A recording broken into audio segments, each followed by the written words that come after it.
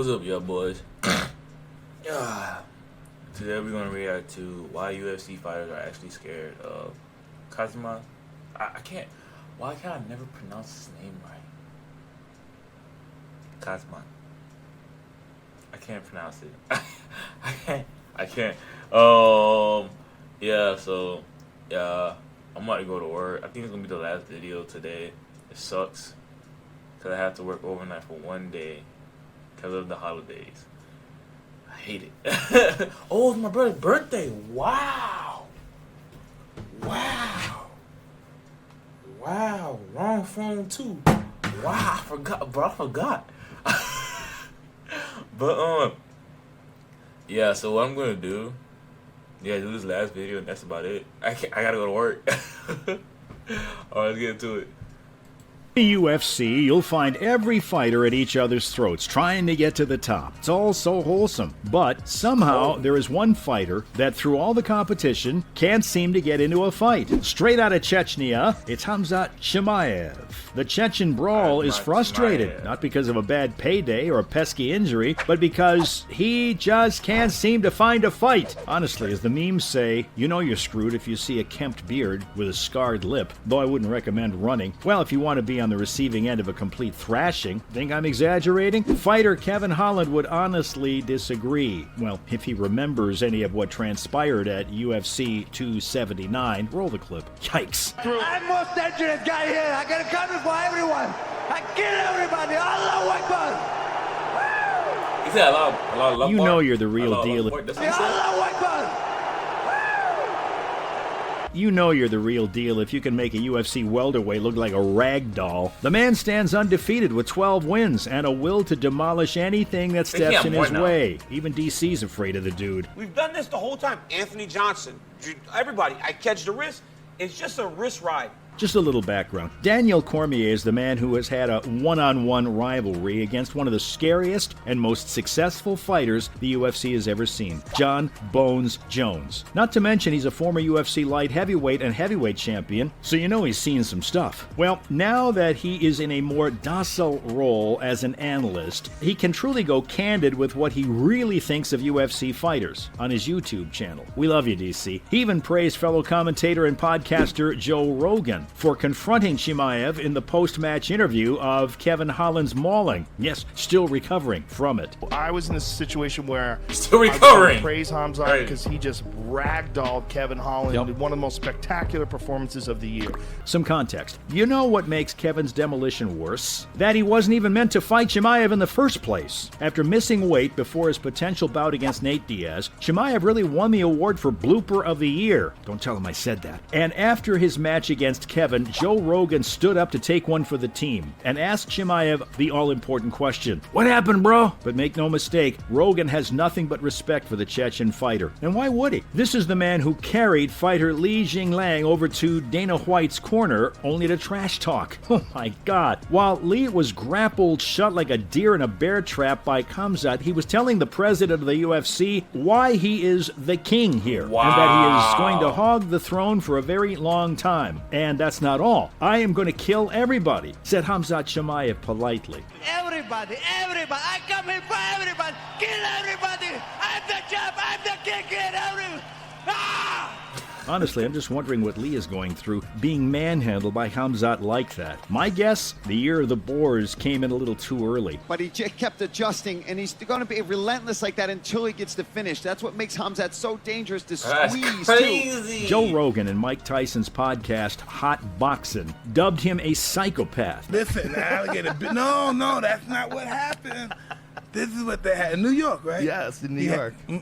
I don't blame him. There is something about a man who not only mauls his opponents and gets jiggy with it while doing it. Mind you, that's Gilbert Burns right there on the canvas, who's 5th in the official welterweight rankings. But all in all, guess Khamzat's little chit-chat with Dana mid-match really earned his respect. The UFC boss summed Chimaev up, saying that being in the fight business his entire life, he has never seen anyone like the Boars. And that is because of his attitude toward his opponents. He doesn't want to just win. He wants to butcher his opponents. And you know Dana knows a superstar when he sees one. Besides the authority, Khamzat really has got the attention of the best in the business. I had to pick one guy right now, and I mean, I don't know if you would consider him a huge star already, but he's the guy, Khamzat Chimaev.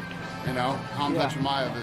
But how many will actually be willing to step into the octagon with him? Well, Khamzat has thrown an open challenge to anyone who truly wants it. Now, if you didn't already know, Boers in Chechen means wolf. And let there be no mistake, Boers is indeed hungry. In his vlog channel, Khamzat laid out a blueprint for his future in the fight game. And boy, do we love his rants. In typical Khamzat fashion, he expressed his frustrations on fighters backing out and being all talk when it comes to actually inking out a contract. The weight class? Not a problem. To him, it doesn't matter if it's at 170 or 185. Probably a pulse would suffice at this point, because Khamzat is aching. Apparently all 4 of the fighters swiped left of Chimaev when it came to actually making a fight official. See, Khamzat and I have a lot in common. Real men can take rejection. Please reply to my text, Stacy. Anyway, also, isn't it bizarre saying Khamzat and vlogger in the same sentence? Honestly, by this point, Khamzat has a better chance of fighting an influencer than he does a UFC fighter. I mean, a lot of people would pay some good money to see Jake Paul get ragdolled like Kevin. How to get involved, and a lot of people don't talk the talk or walk the walk, and especially, you know, athletes or celebrities. What makes Khamzat such a menace in the octagon? It's his style of fighting. He doesn't wait for the fight out, build a little tempo, and test the waters with his opponents. He likes to dive straight in and takes his victims into deep waters. It's kind of like watching National Geographic, except millions of people tune in to see the predatory display, like an anaconda wrapping around its prey. The more you struggle, the more you'll find yourself losing until you finally give out. It's unlike anything you've ever seen before. Closest I can put is, imagine Khabib, and I'll give him a shot of adrenaline, like a rabid dog let loose of his leash. Khamzat will make sure there is nothing left of you once the referee calls the fight in. Being a grappler, his conditioning is unparalleled, and that comes as a result of his intense workout routine. Apparently, the Chechen trains 4 times. Bro, him and Kirby are fucking funny, bro.